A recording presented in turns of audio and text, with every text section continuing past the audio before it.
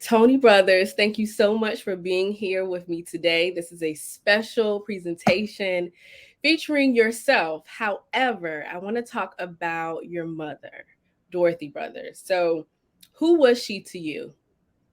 You just said it, my mother. No, I'm just Yeah, but kidding. what else other than just being your mom? Because just being your mom could just mean she just gave birth to you, but obviously she meant so much more than that. Well, just like most kids, when your mom, you don't think your mom's that bright as you're growing up because they're older and you're like, well, you see things like it used to be, not like it is now, and whatever. And once they pass away, they actually become prophets. And every day you're drawing back on something that they said or did, and you say, well, Mama used to say this, or she used to do that, or whatever, and it's sort of guiding principles for your life. So for me, I was just like everybody else. I had a mother that was a strong mother, single mom. My parents divorced when I was 8, and she was at that time went out into the work world, and she had a really strong family unit. My grandfather, um, he was very influential and got her a job at Virginia National Bank. She started there as a teller, and I would watch her go to work, and then I would go to St. Mary's Academy, which was right across the street, actually. So she would drop me off at school, and then she would go over to work, and I watched her take care of us, try to instill certain things in us, and keep us safe, and make me think that I was really a man when I was a kid. Um, but to me, there's God, then there was my mother. So when you start really um, looking at all the different things that I guess make me me, if you had ever met her, um, I'm probably the male version of her with just a few little twists. So, all the things that make you you, a male version of her, which is what? Like, what are some of the characteristics for those people who are watching who don't know you? Well, very direct. She was very direct. She would make you laugh at the truth. And that's what I do. I tell you the truth about yourself and I make you laugh at it. And she was actually better at it than me. That's funny. She was a extremely caring person. There's so many people in our area and around I wouldn't even stop with around the country, would say around the world, that were impacted by her. Definitely when she was in the position that she was in with Bank of America. Hmm. She was really about bringing people together and helping people be as successful as they could possibly be. And that's another thing that I try to do, be at the restaurant or even out here right now. I'm out here in Las Vegas at the Summer League, and I have two of my referees from home that referee high school basketball. They're here. And I'm trying to do what I can do to help them make that next move. They're in the G League now, the next move to the NBA. Okay. And that will provide, a change to their life, much like the change that occurred in my life. Hmm. So to sum her up, she was a person that was very concerned about other people, willing to invest in other people, and sort of put her name on the line to help other people. And that's really who I am. I'm always trying to make everybody better. I can agree with that. You try. Uh, well, some cases you can fix, and some cases you can't. All right. This is true. And People so, have to be willing. But I do want to just stop and double back because you said something, and I would be remiss not to go back. You said, in your mind, there's God and then your mom. If mhm. nothing else needs to be said, that right there is enough. Now, if she were here and she heard you say that, what do you think she would say? If she were here, I wouldn't say it. Because she would not have reached sainthood yet. I would have said, it would have been a battle actually. When she passed away 20 years ago, leading up to that time, I had got into the working world. I was in the NBA. Well, this is my 29th year coming up. So I've been in about 8 or 9 years. And She was the highest ranking minority female at Bank of America corporate wide at the time.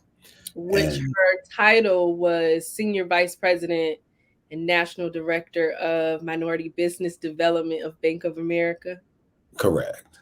Okay.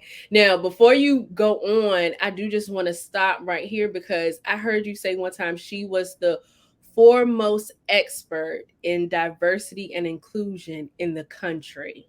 Correct. That's what she was regarded as back at that time. You know, you have to remember that DEI was really a new thing back then. Hmm.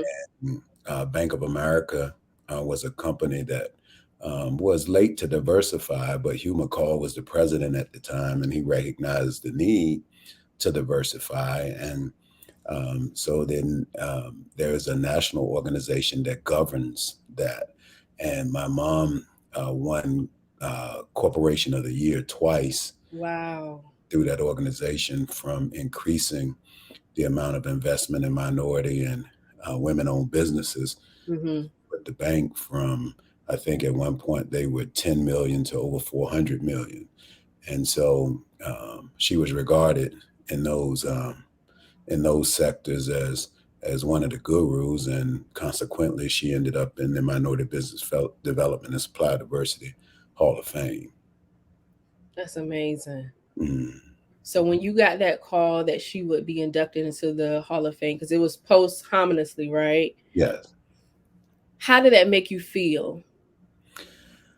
Well, the event was in Dallas, and so when we got it, it's this invitation comes and you see it, and it's sort of bittersweet because I don't want to go smell your roses. I would like for you to be there to smell your roses yourself, but Mm-hmm. it created a sense of pride. And actually, back then, my sister had started a nonprofit, and well, when my mom first passed away, my sister started a nonprofit, and I was helping her out with the nonprofit. Mm-hmm. And then she got on my nerves, as she generally does. Who's And so older? I'm older. Mm. So she got on my nerves. And from what I understand, I guess sisters are supposed to get on their brother's nerves or something, but she got on my nerves. So, like Little everything, sisters, yes. if you get on my nerves, then I'm going to go do what you do, but I'm going to attempt to do it better. But I think God uses my, God, Why? What it's just the way I am. is this? So Is this a characteristic that your mom shared as well? Was this something that my she mom always shared, or said to she me, she would always say, "Baby, beat them at their own game." I can apply that even? however I want to apply So it. she didn't give you any specific parameters. So you Nope, and I just say, can't ask her. "No, I can't ask her. So childish, I apply it. childish." I am childish. I'm petty. I am all of that. Now she was not those things, but I am those That things. is so So, funny, so and I I, appreciate you recognizing it oh, too. for sure. For Yes, I sure. appreciate. But I think God uses our talents and our issues as a way of guiding us, because I wouldn't have ended up in the nonprofit world if my sister didn't get on my nerves and I started my own foundation because she was on my nerves.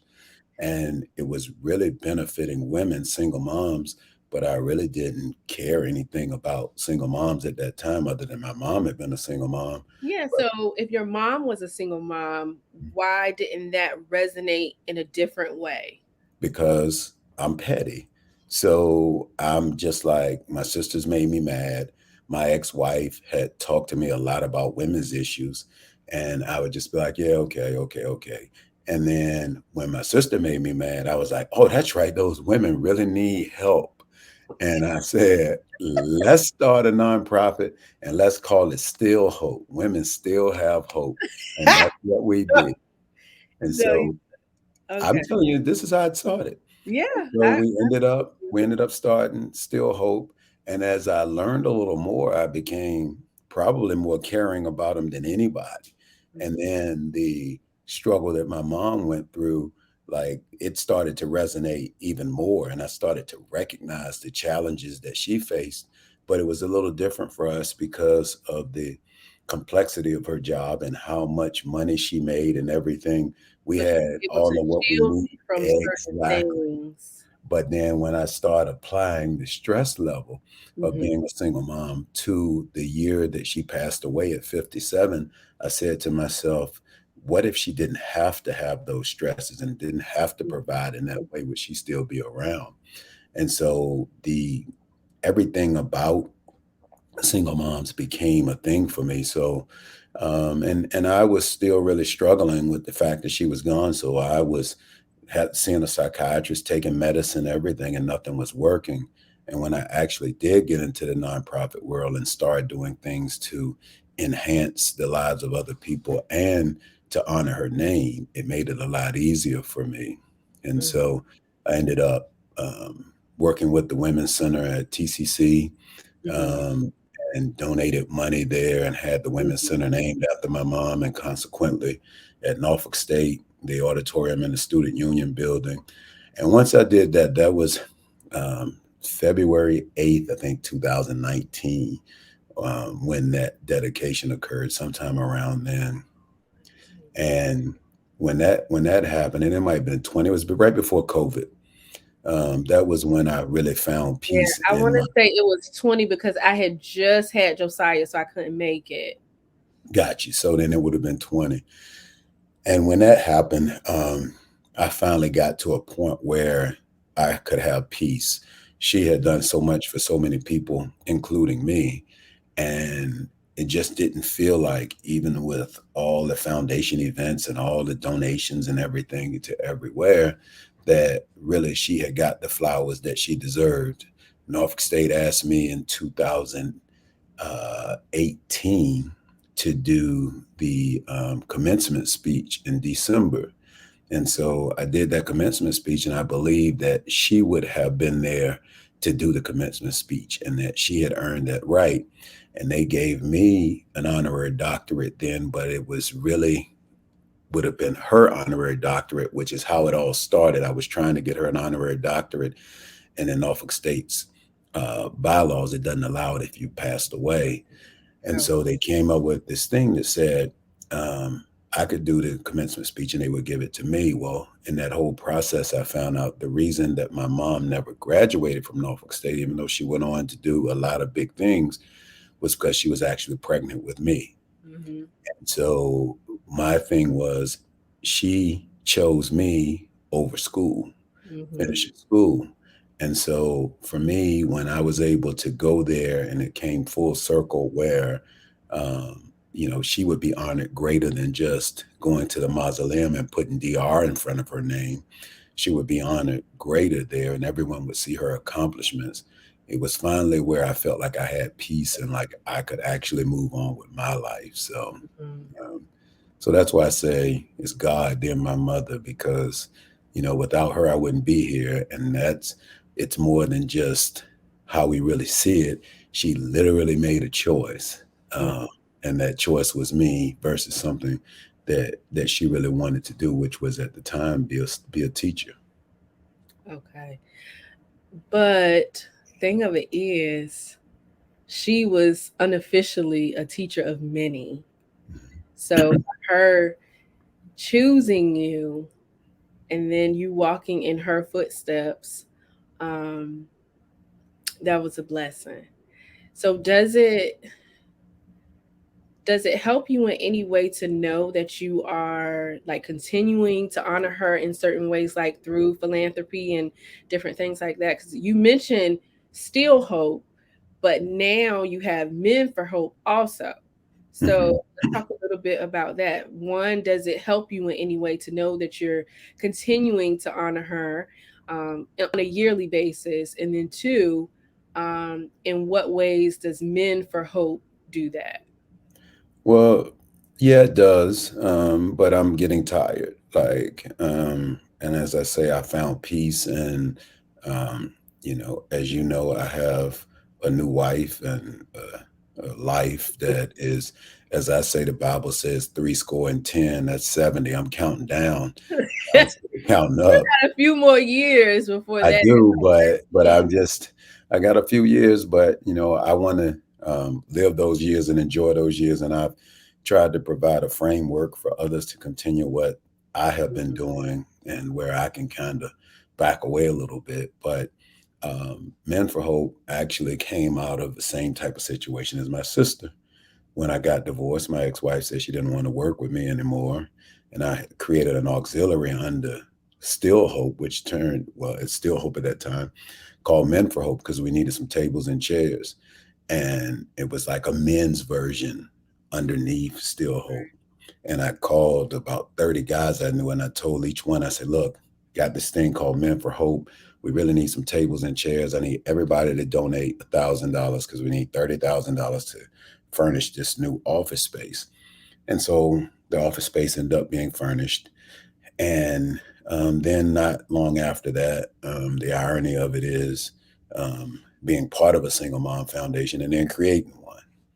And so as I branched off, I thought of all the different people that I know and how when they got divorced, men were always trying to get away, not make sure everybody was okay. And I said, I really want to do this different. Like, it doesn't have to be because you can't be together that, you have to try to leave someone in a bad position. And I don't want my boys looking at me saying, you live this life and look at our mom. And so um, we were able to go through mediation, not going to court, not being really forced into anything, but Mhm. we were able to do that. But out of that, I recognized that, that was what I chose to do because my mom had told me, she says, when you take someone out of their parents' house, you're responsible for them till they pass away, till they go back to their parents, go to someone else. And if that's the choice that you make. And so I took that to heart.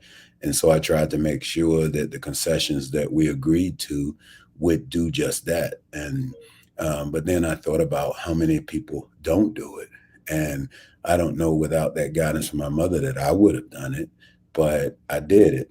And so when I started Men for Hope, the whole idea was I knew that most of the men around me, successful men, looked at me and, it was family and nonprofit and good job, see you on TV and like, oh man, he's got everything together. My life was screwed up.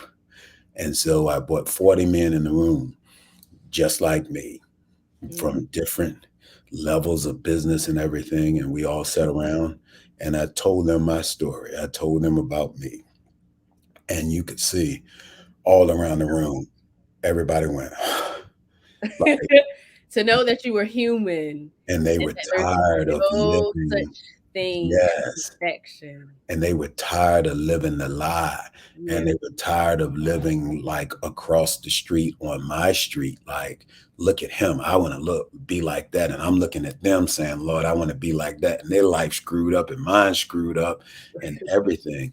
And so we were able to come to a consensus that this was something that we needed. And we started having calls with psychiatrists would come on weekly, and you could get on and you could sign up and talk to her privately and all of that. And we did that for a while. And then kind of pivoted a little bit because I think at some point people started falling off because well, I knew that there were a lot of people talking with the psychiatrist because we got the bills, but we'd turn around and I realized that there are not a lot of people that want to help successful men. So we started looking for sponsorship opportunities to be able to do this.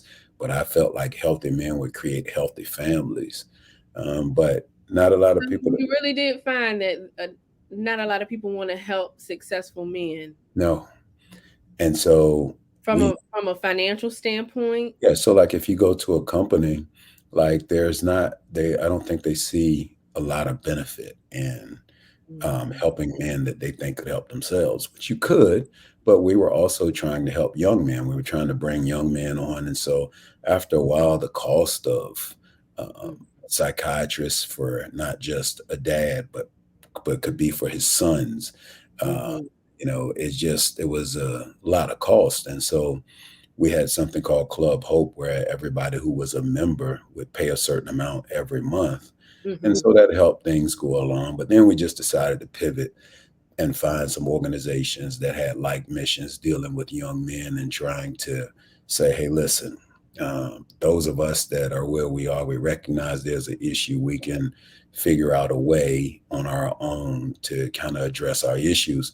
But if we can get young kids and work with them early, then we can probably keep them from getting into this position. And Hmm. so we pivoted and started, instead of starting our own programs, partner with organizations with like missions. And one of them is an Achievable Dream. Hmm. An Achievable Dream works. This is like a social component that's added to the public school education process. And it teaches life skills, it teaches banking, it teaches social skills, etiquette courses, all those things that, I think, make the whole person better. So we partner with them. And then because of Norfolk State and the fact that, my mom went there, we decided to help Norfolk State in some ways, and we've have a few endowments there. We just started another one actually through the restaurant that benefits the music, the kids in music. So it's been a lot of things that have sort of spawned off of my sister getting on my nerves, my ex-wife not wanting to work with me anymore. No, Uh, see do you do you I'm just telling you. typically do you typically have the gift of alienating the women around you? Well, and I guess your sister must not have drank that Kool-Aid yet, but I guess I've alienated so many, it's no space for her to leave. So, Oh my um, goodness. yeah, I do have and in typical fashion, it's my fault per you, that all of these things have happened and you don't even know the entire story. But I will take that. But stay tuned because when my book, "Hey Toilet Seat, What Does It Matter," come out, I'm gonna make sure you get the first. No, I'm not. I'm. I'm not blaming anything on you, but I Mhm. do want to double back to something, and I'm wondering if you got this from being introspective or if you heard it from chatter when you said that Still Hope was for single moms, but then you made your ex-wife a single mom. Was that something that you came about from being introspective or because you heard people gossiping in their chatter? No, it's actually part of the tagline when I'm talking about Men for Hope and how it came to be.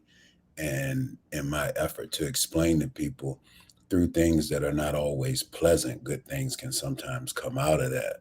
And so I'm sure there are all types of things that are said about me and whatever, not just from basketball, just from life and whatever. But, at the end of the day, when I look in the mirror, I don't have any problems. Like, I don't have any feelings of shying away.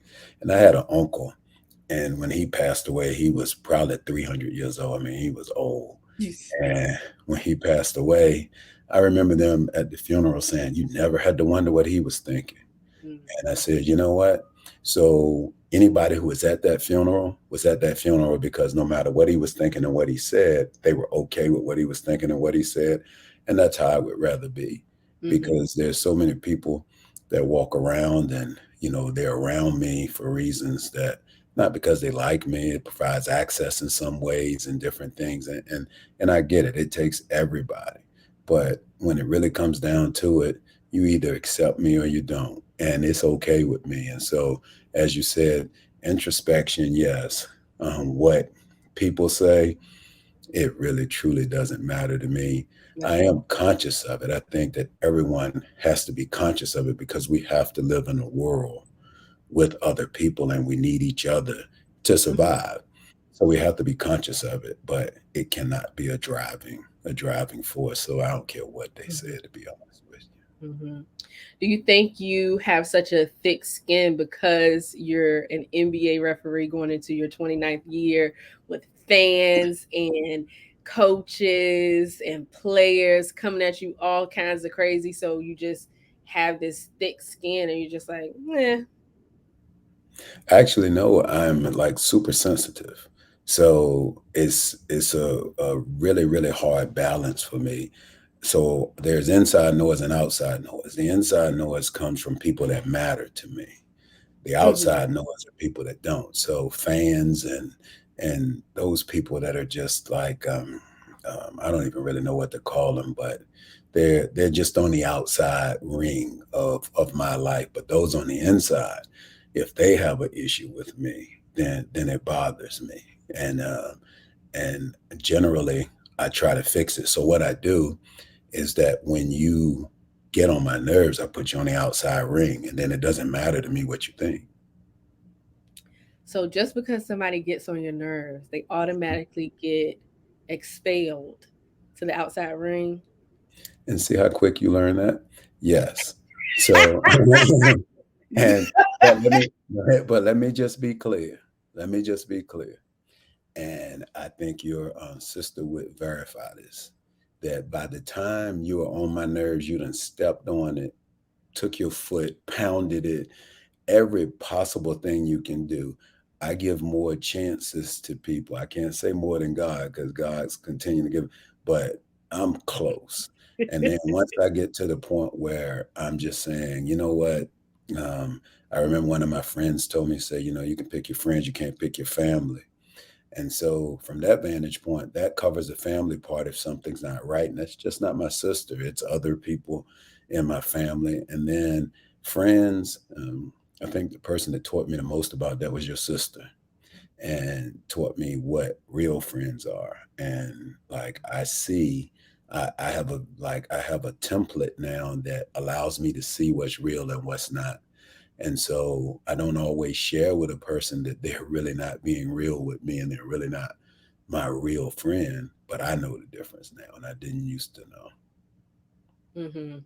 Yeah. That's good. I'm glad you are aware of how much my sister has taught you. And so we're gonna end it on that note. But this Uh, show is run by her sister, so I'm trying to like make up some stuff to make it look like she's like, but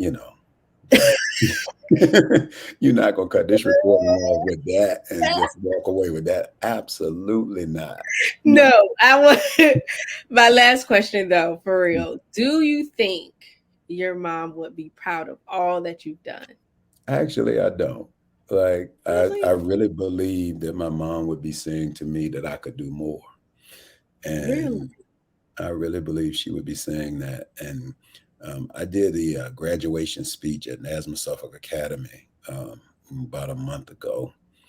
And when when I was being introduced, and the young lady was reading all the different things, and she says, all of these awards and boards and commissions and stuff. And she had already read all this stuff. And to hear it all together, I would think, oh, yeah, well, maybe. But then I can hear it now and say, it's no time to stop now. You got to keep going. You're not doing enough. There's other people out here that need to be helped. But I'm But about to she would still be proud. I think she was I want to cut proud. you off because I think she would still be proud. And as a mom, we tend to show our kids grace. So she'll still be proud, but still pushing you, knowing the potential and all that you have in you. But I think there would be a certain level of high level of pride that she would have for Well, you. her best friend when she was growing up is my godmother, and she's 80 now, still living. Hmm. And my mom's sister, my mom's older sister, and they both were at the wedding, and they both spoke. And one of the things that they said was that of everything, they knew that my mom was proud of me and all that Hmm. I had done and the man I had become and the person I had picked to spend the rest of my life with. So with that, I'm going to say they probably know better than me. It's just a little tough being me because it doesn't seem like much to do. Whereas on the outside, people think it's a big deal. But for me, it doesn't seem like I've really done much of anything, to be honest. Why do you say that when you said a little while ago that you're tired of certain things? Is it the certain things that you're tired of and you want to try new ventures or why do you say that? Because because in everything, this is just my opinion, and I'm not a Bible scholar or whatever, but whenever you're trying to do something positive, Satan's always attacking. And Mhm. attacks from so many different angles, and with everything that's going on around me right now, dealing with business and family health and all of those things. And I've been in school getting my master's, and my last class, my capstone class, I started a few weeks ago, and it was a summer class, a short summer class, and I had a leadership class as well, and I had to drop or withdraw from the capstone class, which I've never done that because I'm just totally overwhelmed with everything that's going Mhm. on. Mhm. And so it's not even an effort of taking on anymore. It's just I'm tired. Like I want to just um just sit down for a little bit, like when I was just sitting in the corner and not have to worry about anything. So that's what I meant about being tired. And Mhm. so I'm trying to make sure that generations to come are taken care of, that are connected to me, but also at the same time, I'm trying to enjoy some of the days that I have left. So that's where the tired part comes from. And then, once I get my breath again, I started doing something else. So my little promo here is that I got Gospel Fest coming up in Town Point Park, Yeah. and it's gonna be a I big don't think thing. I'm gonna be here. I have the dates already, but I really don't even think I'm not even gonna be here. Well, I'm gonna be there, and it's I'm gonna so be. sad. The lineup is so dope. Oh, Man, I'm so sad. yeah, I'm gonna just yeah. call you on FaceTime and I just want to talk to some of those people. Like I don't know if I can say, so I won't say, but I'm super excited about the people who are You can playing. say it's Ty Tribbett. I don't know if I'm saying all their names right. Ty That's Tribbett, right. Hmm. Bishop Hezekiah Walker, Yes. Fred Hammond, Yeah. and Kiara. How do you say her last name? Sheard. Yeah. Yes. Yes. Yes. Hmm. Yes. Along with the battle of the church choirs. So I didn't know. Oh, we're gonna have the battle of the I'm church looking at my choir. calendar now. Can I Yeah. change my flight? I need to change my So flight. right now we're looking at the Mount Grove Calvary Wave Church, Wow. C3 from Hampton, Pharrell's Voices of Fire. Is it Um, going to be a digital option, like a virtual option for people we to tune? haven't got that. We haven't got that far yet. We have to sell 14,000 tickets, so they would all have to be gone before I even looked at providing a digital option. But yeah, so it's gonna be good. Plus some local acts, and it's gonna be real good. Man, I'm so excited for you. I'm so excited for that event. So y'all listen up. That's the plug. What Hmm. date? September 24th, Town Point 24. Park, Norfolk, Virginia. Listen, y'all make sure y'all get your tickets. Get them early. I can't be here. I'm gonna be in Atlanta, but if I could be here, I definitely would. That sounds so amazing. The lineup sounds like it's gonna be fire. Like y'all about to have church. Y'all about to have some church, and I'm so excited. Yay! It's gonna be so much fun. Tony, I thank you so much for your time. I told you I said this is only gonna take like 10 or 15 minutes, but I forgot how much you talk. So it took about 40.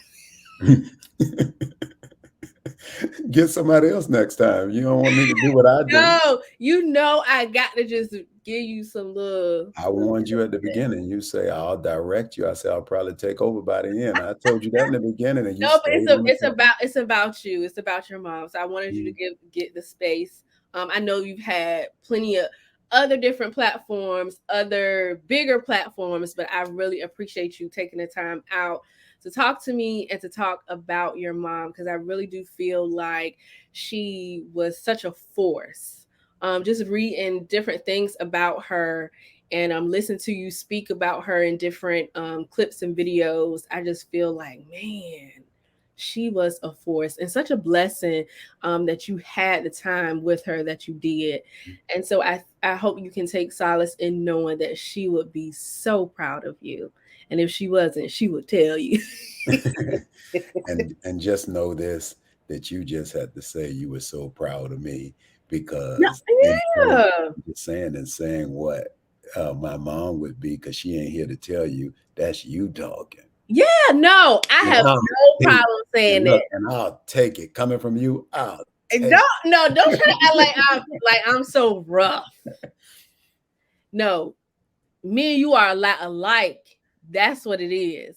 We think we right. We say what we mean what we say. We'll throw a little sugar on it to make you giggle a little bit, but we want you to sit with the truth.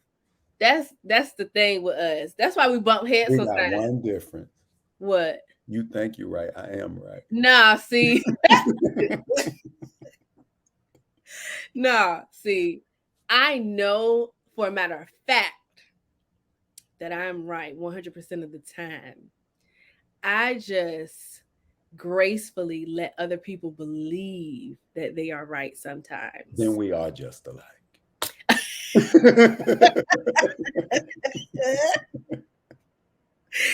See, I mean, it we have I noticed that quite a while ago that we are very similar. And then when you said you actually are sensitive, I was like, oh my goodness, we are so much alike. Mhm. Like it's almost like a defense It is mechanism, but 100%. internally I say I'm a jelly bean. I have a slightly hard exterior, but inside I'm so gooey and sweet. Mhm. And I That's me. really do love helping people. It brings me a certain level of joy that nothing else Mhm. in life can give me.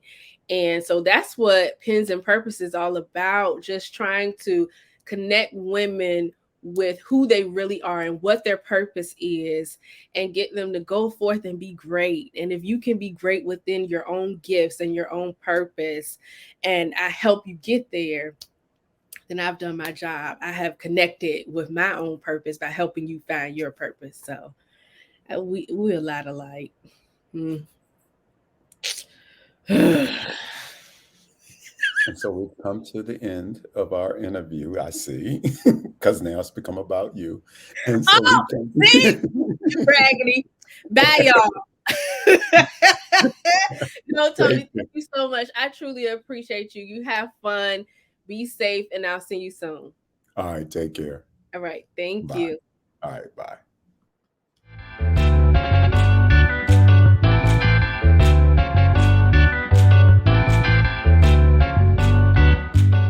No, you should say, Kim, I'm finally in agreement with you that Tony is always right. And then that way you can go with something positive.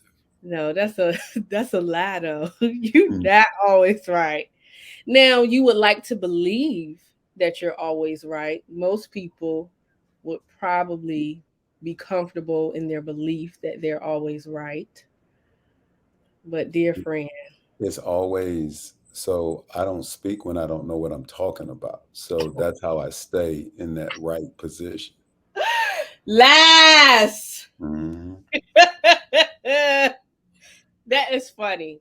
I'm not gonna hold you long. I got my questions together. We're gonna run through this, and it's gonna be easy breezy. Um, so just follow my lead, okay? I'll probably take the lead at some point, but it's all right. Okay, that's fine. It's your show. It's your Mm. show today. So, anywho. All right, so I've already started recording because I wanted to have evidence that you said that you are always right, and for I me to saw when you started recording. That's why I know made you sure that I said what I I said. Mhm. know you saw. Mhm. Mhm. You're terrible. Okay, so we can just go ahead and get started so you can go on about your day. Um, what else you got planned to do today though? I have a game I have to go watch at 5. Okay, well you're gonna be done way before then. Okay, right. Such a shame you couldn't be here though. Yeah, all being around all those women on, on any type of panel, boy, I tell you what, It I would would. have been so I good. know Like because I would Tanika have Boyster argued. is gonna be there. She's a financial consultant, a wealth consultant in the I just saw her Norwood. the other day in Starbucks. Yeah. Okay. Hmm. She and I she helping me and Alan get our stuff together. I said I like her because she a straight shooter. Mm. She's telling me I need to get myself together. Yeah. Well, you So could have came to me. I could have told you that. shut up. I really don't need to get myself together. I just let her believe that so she can feel like she has something to do. But I'm glad you're recording this now as well, because if you show my part, you're gonna show this But part. here's the thing. I have editing rights though. Oh, So okay. oh my gosh. Okay. No, Danica, she's real good though. It was some things that I hadn't thought of that she brought up. So I appreciate her help. Okay, so we're gonna just jump right on in this.